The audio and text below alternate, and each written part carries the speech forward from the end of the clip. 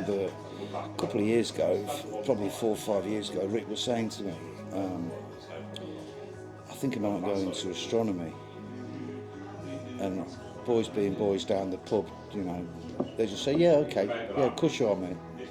So before we know it, Rick's bought himself a top of the range scope.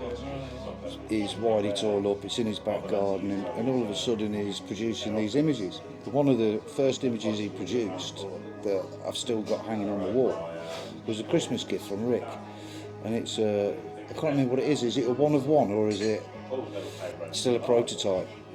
It was the first one ever printed. The first one printed, and it was the moon on an aluminium backing plate, and the detail and the imagery is just awesome. And it was, and we couldn't believe that, you know, all his friends can't believe that after a few months, 6 months or so, he's pulling out these stunning images that sit in the pub with his phone, press a few buttons, and his telescope locks onto a target that he wants. And he says, you know, whilst drinking his pint, he says, yeah, I'm looking at the Horseshoe Nebula tonight.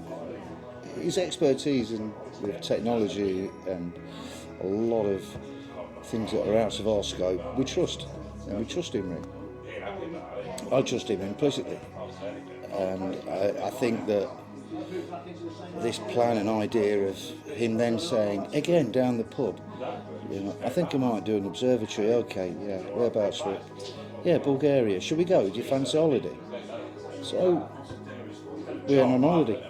We've spent hundreds of hours discussing the astronomy. Yeah, Nicholas caught him last day. Yeah, discussing what we're going to do in Bulgaria, places to visit, things to go. And what we've found is we've travelled thousands of miles over 3 different periods throughout Bulgaria. And thankfully Rick's now found a site that he's comfortable with, that can be developed. And we've spent hundreds of hours talking about the project, talking about how